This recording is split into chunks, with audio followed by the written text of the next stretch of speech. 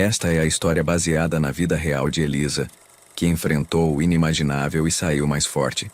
Uma jornada de superação que começa numa casinha de cachorro e termina... Bem, vocês vão descobrir. Antes de começarmos, quero conhecer vocês melhor. Nos comentários, conte de qual cidade você está assistindo. Sua cidade tem histórias incríveis como a de Elisa? Vamos lá, minha querida. Fique à vontade para se acomodar e abrir seu coração. Elisa, pode começar. Obrigada, querido.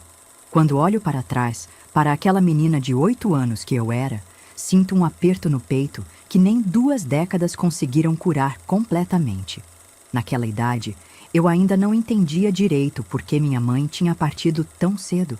Lembro do seu perfume de jasmim, do jeito como ela penteava meu cabelo todas as manhãs, cantarolando músicas antigas que sua avó tinha ensinado. Ela tinha uma voz suave, daquelas que parecem embalar até os pensamentos mais inquietos. Nossa rotina era simples, mas cheia de pequenos momentos mágicos. Toda noite, antes de dormir, ela inventava histórias sobre uma menina corajosa que vivia aventuras extraordinárias. Só depois entendi que a personagem principal era inspirada em mim. Minha pequena valente, ela costumava dizer, ajeitando minha franja rebelde atrás da orelha.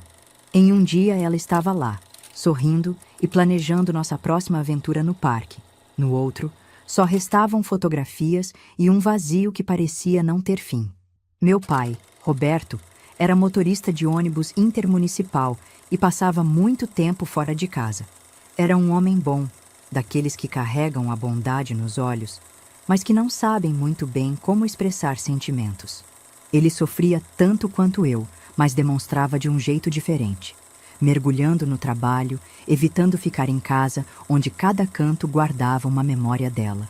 As paredes ainda mantinham os quadros que ela tinha pintado. A cozinha ainda guardava seu avental florido pendurado. E seu jardim. Ah, seu jardim continuava florido, como se esperasse seu retorno a qualquer momento. Foi assim que, apenas 6 meses após o funeral, ele conheceu Marta na rodoviária onde trabalhava. Ela era vendedora na lanchonete e, segundo ele me contou anos depois, foi o sorriso dela que o conquistou primeiro. Um sorriso que iluminava o dia mais cinzento, ele dizia. Mas eu, mesmo criança, percebia que havia algo diferente naquele sorriso quando direcionado a mim. Marta era diferente de tudo que eu imaginava em uma madrasta. Não era a bruxa má dos contos de fadas, pelo menos não no início.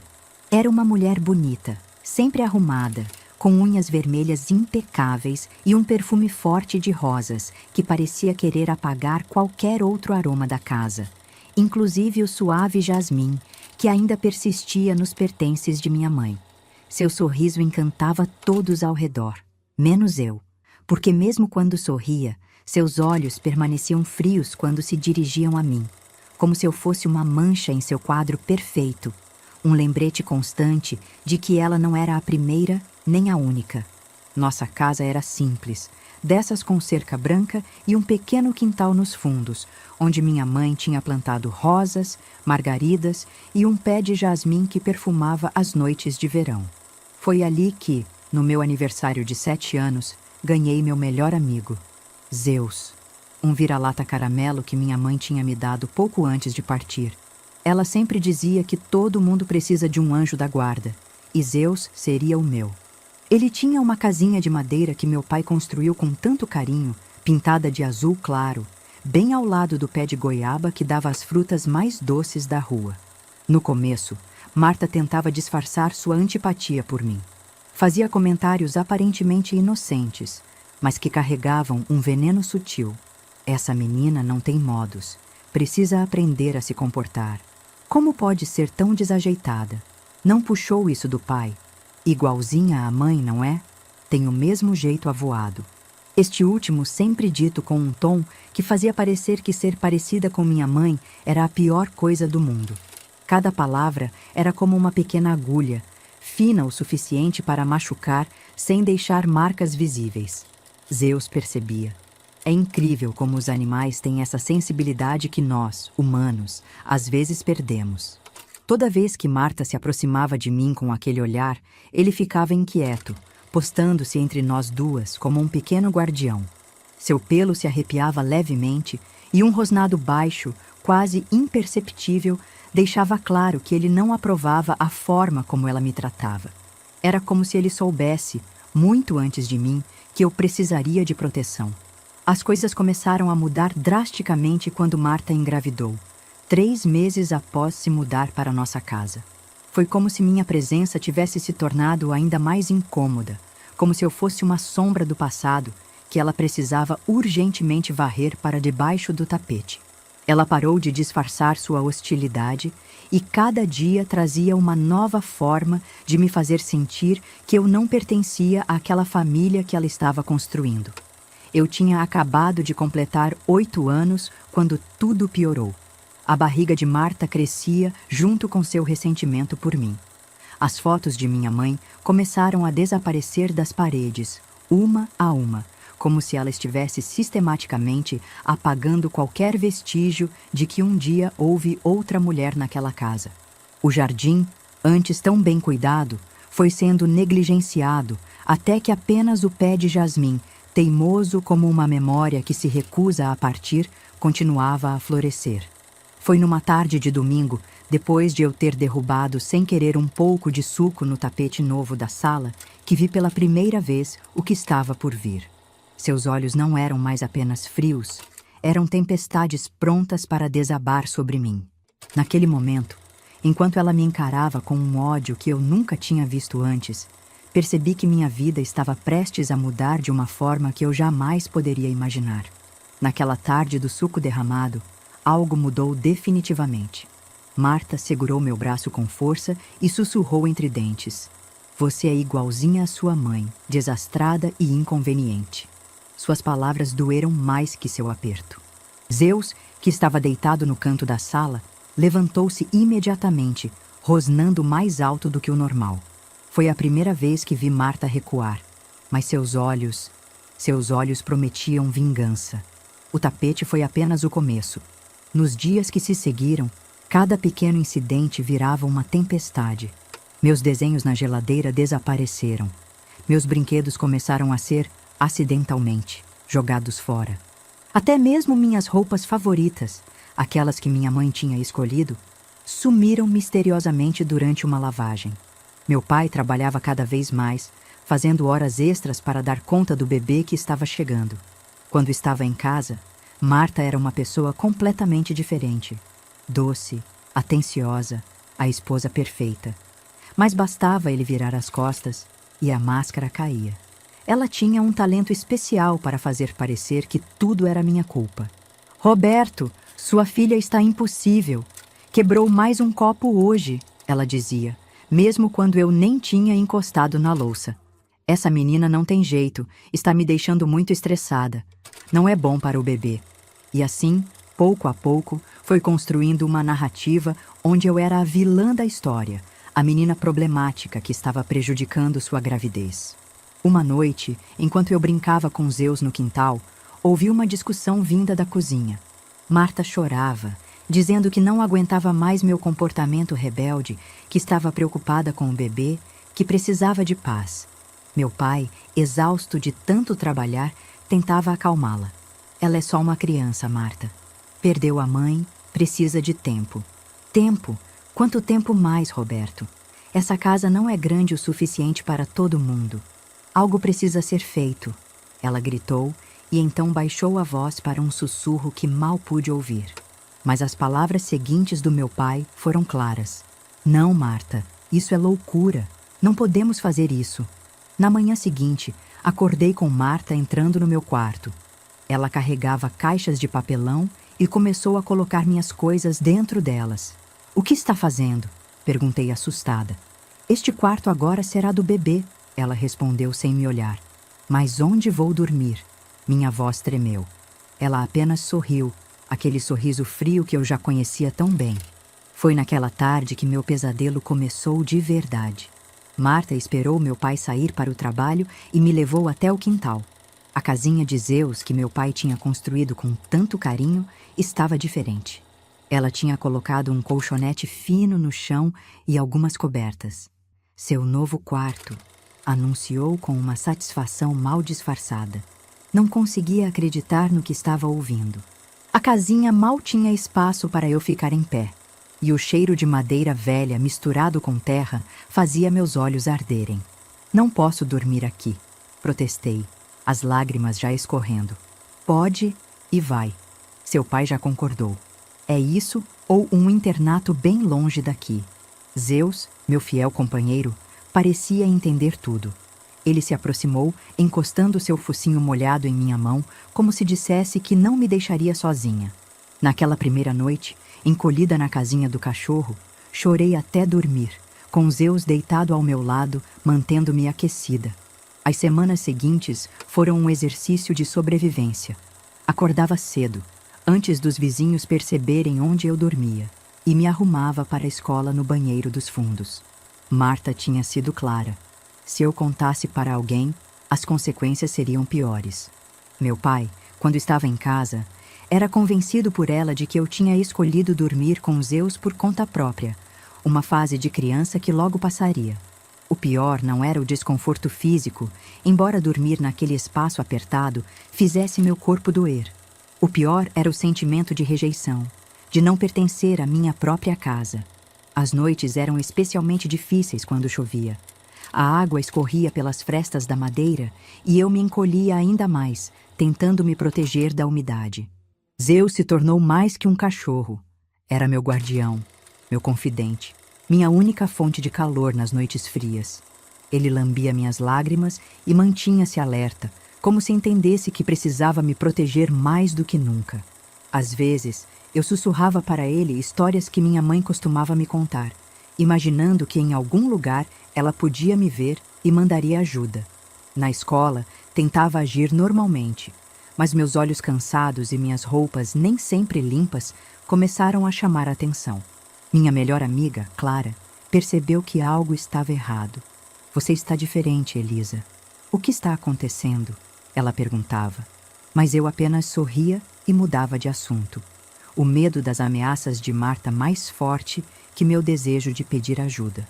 À noite, deitada na casinha do cachorro, eu olhava para as estrelas através das frestas do telhado e pensava na minha mãe. Será que ela podia me ver? Será que estava triste com o que estava acontecendo comigo?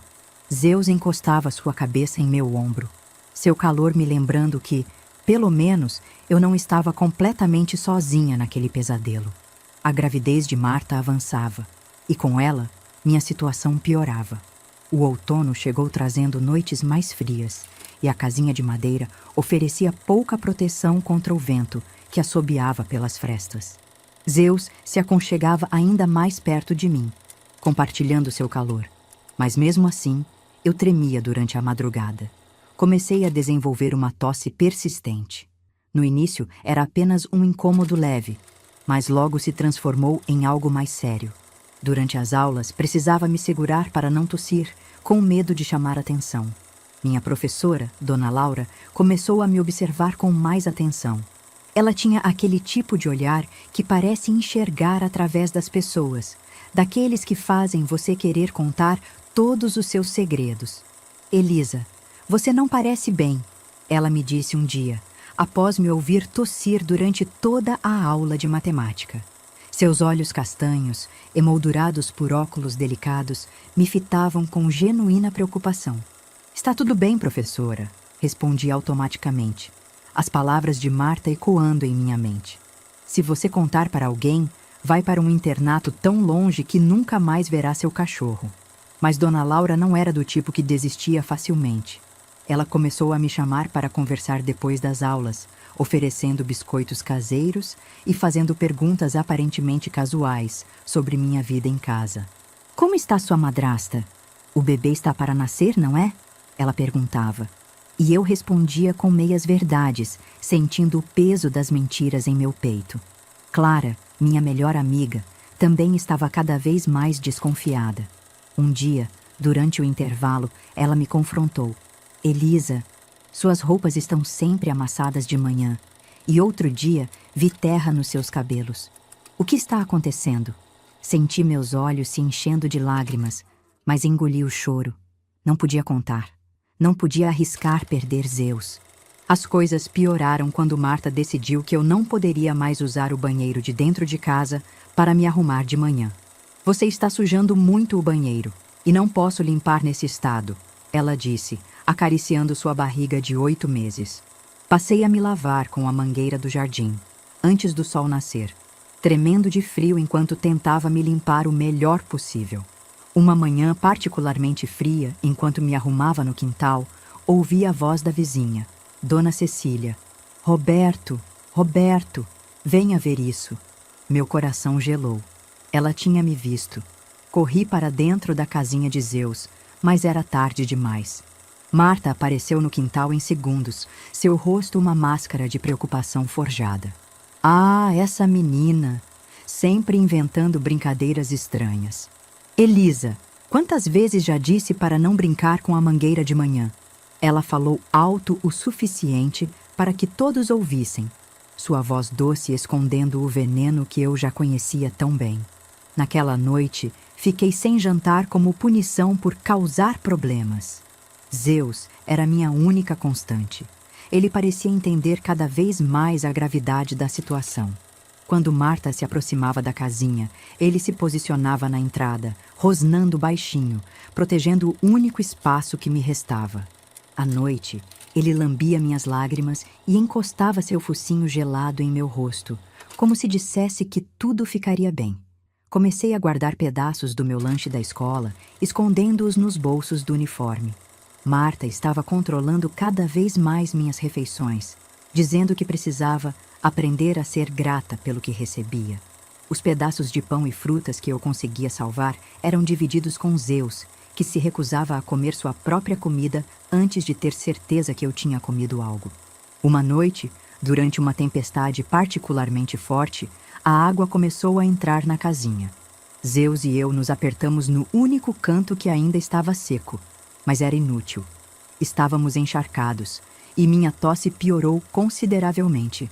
Passei a noite inteira tremendo, abraçada ao meu fiel amigo, rezando para que o sol nascesse logo. Na manhã seguinte, mal conseguia me manter em pé. Minha cabeça rodava e meu corpo queimava de febre. Mesmo assim, me arrastei para a escola, porque ficar em casa significava enfrentar a fúria de Marta. Foi durante a aula de português que tudo mudou. No meio de uma explicação sobre verbos, minha visão escureceu, e a última coisa que ouvi foi a voz preocupada de Dona Laura chamando meu nome. Acordei na enfermaria da escola, com Dona Laura segurando minha mão e uma enfermeira medindo minha temperatura. 39,5 graus, ouvi ela dizer. Precisamos chamar os pais dela imediatamente. Foi nesse momento que o pânico me dominou. Não podia deixar chamarem Marta. Não podia. Por favor, não, tentei dizer, mas minha voz saiu como um sussurro rouco. Dona Laura se inclinou sobre mim, seus olhos cheios de uma determinação que eu nunca tinha visto antes. Elisa, você está segura agora. Pode me contar o que está acontecendo. Eu prometo que vou te proteger. Naquele momento, olhando nos olhos de Dona Laura, algo dentro de mim se quebrou. Como uma represa que não aguenta mais a pressão da água, todas as palavras que eu tinha guardado por tanto tempo começaram a transbordar. Entre soluços e tosses, contei tudo. A casinha do cachorro, as noites de frio, a mangueira no quintal, as refeições negadas, o medo constante. Dona Laura ouvia tudo em silêncio, mas eu podia ver suas mãos tremendo levemente enquanto segurava as minhas. A enfermeira, que também escutava, levou as mãos à boca, horrorizada. Meu Deus do céu, ela murmurou, e saiu rapidamente da sala, provavelmente para chamar alguém. Quanto tempo, Elisa? Dona Laura perguntou, sua voz controlada, mas eu podia sentir a tensão por trás de suas palavras. 2 meses e meio, respondi, percebendo pela primeira vez o quanto aquele período tinha parecido uma eternidade. E seu pai? Ela continuou. Expliquei como Marta manipulava a situação, como meu pai estava sempre trabalhando, como ela o convencia de que tudo estava bem. Zeus. Preciso voltar para o Zeus. Tentei me levantar, mas a tontura me fez cair de volta na cama. Você não vai voltar para lá, Dona Laura afirmou com uma certeza que me assustou. Mas os Zeus... Comecei a chorar novamente, pensando no meu fiel amigo sozinho no quintal. Foi nesse momento que a porta da enfermaria se abriu e entrou a diretora da escola junto com 2 pessoas que se apresentaram como assistentes sociais. Elas fizeram mais perguntas, tiraram fotos dos hematomas nos meus braços, marcas das vezes que Marta me arrastou para fora de casa e anotaram tudo em um papel oficial. Não podemos permitir que ela volte para aquela casa hoje, disse uma das assistentes sociais. Não sem uma investigação adequada. Dona Laura imediatamente se ofereceu para me levar para sua casa. Tenho um quarto de hóspedes e meu marido é médico. Podemos cuidar dela enquanto tudo se resolve. Tudo aconteceu muito rápido depois disso. Uma viatura de polícia foi enviada à minha casa para verificar a situação e resgatar Zeus. Marta, ao ver os policiais, tentou negar tudo, mas as evidências eram claras. A casinha do cachorro com o colchonete, minhas roupas amontoadas num canto, as marcas de água da chuva. Fui levada para a casa de Dona Laura, onde pela primeira vez em meses dormi em uma cama de verdade. O quarto era aconchegante, com paredes azul claro e uma janela que dava para um pequeno jardim. Seu marido, Dr. Paulo, me examinou e diagnosticou uma bronquite severa, iniciando imediatamente o tratamento. Zeus foi trazido para lá também, depois que Dona Laura insistiu que não poderíamos ser separados. Ele se adaptou rapidamente ao novo ambiente, especialmente depois que ganhou uma caminha confortável ao lado da minha cama. À noite, mesmo tendo seu próprio espaço, ele ainda deitava ao meu lado, como se quisesse ter certeza de que eu estava realmente segura. Meu pai foi chamado às pressas no trabalho. Quando chegou em casa e viu a polícia, entrou em desespero. Ao ser confrontado com a verdade, com as fotos, com os depoimentos dos vizinhos que finalmente se sentiram seguros para falar, ele desmoronou. O que eu fiz? Ele repetia, as mãos trêmulas, segurando as fotos da casinha do cachorro. Como eu não percebi? Naquela noite, enquanto eu me recuperava na casa de Dona Laura, meu pai teve uma longa conversa com as assistentes sociais. Elas explicaram que ele também seria investigado por negligência, mas que sua cooperação e aparente ignorância dos fatos seriam levadas em consideração. Marta, por outro lado, enfrentaria acusações mais sérias. O mais difícil foi ouvir, através da porta do quarto, Dona Laura explicando para seu marido como tudo tinha acontecido. Como alguém pode fazer isso com uma criança? Ela perguntava, sua voz embargada. E aquele pai, Paulo, trabalhando tanto que não viu a própria filha sendo maltratada debaixo do seu nariz. Zeus, percebendo minha inquietação ao ouvir a conversa, encostou sua cabeça no meu colo. Seus olhos castanhos me fitavam com aquela lealdade incondicional que só os cães são capazes de demonstrar. Somos uma dupla, não é, Zeus? Sussurrei, afagando suas orelhas. Ele respondeu com um latido baixinho, como se concordasse. Nos dias que se seguiram, muita coisa mudou. Marta foi afastada de casa por ordem judicial, indo morar com sua irmã em outra cidade. Meu pai iniciou terapia e pediu licença no trabalho para poder se dedicar à reconstrução de nossa relação. As assistentes sociais faziam visitas regulares, garantindo que tudo estava progredindo adequadamente. Dona Laura e Dr. Paulo se tornaram uma segunda família para mim. Mesmo depois que voltei para casa com meu pai, eles mantiveram contato próximo, me convidando para almoços aos domingos e sempre verificando se eu estava bem. Foi Dona Laura quem sugeriu que eu também começasse terapia, algo que se provaria fundamental para minha recuperação. A recuperação foi um processo lento e delicado, como reconstruir um vaso quebrado, peça por peça. Voltei para casa depois de 2 semanas na casa de Dona Laura, quando os assistentes sociais consideraram que era seguro. Meu pai tinha transformado completamente meu antigo quarto, pintando as paredes de lilás, minha cor favorita, e comprando uma cama nova com colcha de borboletas. O mais tocante foi encontrar, sobre a escrivaninha, um porta-retratos com a foto da minha mãe que Marta tinha escondido. Encontrei todas as fotos, meu pai disse, com lágrimas nos olhos. Ela tinha guardado em uma caixa no sótão, Sua mãe, ela merece estar aqui, nos observando. Aquele pequeno gesto significou mais do que qualquer palavra poderia expressar. As sessões de terapia começaram imediatamente. Minha terapeuta, doutora Marina, tinha um jeito especial de me fazer sentir segura para falar sobre tudo. Nas primeiras sessões, eu mal conseguia mencionar a casinha do cachorro sem começar a tremer. Ela me ensinou técnicas de respiração e me ajudou a entender que o que aconteceu não foi minha culpa. Sabe, Elisa, ela me disse em uma sessão particularmente difícil. Às vezes os adultos machucam crianças não porque elas fizeram algo errado, mas porque eles próprios estão quebrados por dentro. Era difícil entender isso aos 8 anos, mas aquelas palavras ficariam comigo para sempre. Meu pai também estava se esforçando muito na sua própria terapia. Ele reduziu suas horas de trabalho e começou a participar ativamente da minha vida escolar. Todas as noites, antes de dormir, ele sentava na beira da minha cama e líamos juntos. Às vezes, ele me contava histórias sobre minha mãe, como eles se conheceram, como ela adorava dançar na chuva. Era sua forma de manter viva a memória dela. Zeus continuava sendo meu guardião fiel. Agora ele tinha uma casinha nova, muito mais confortável, no quintal, mas sempre passava algumas horas no meu quarto. Meu pai fez questão de instalar uma portinhola na porta dos fundos para que ele pudesse entrar e sair livremente. À noite, quando eu tinha pesadelos, e no início eles eram frequentes, Zeus sempre percebia e vinha deitar ao meu lado. A escola se tornou um lugar ainda mais especial. Dona Laura continuou sendo muito mais que uma professora. Ela se transformou em uma mentora, uma segunda mãe.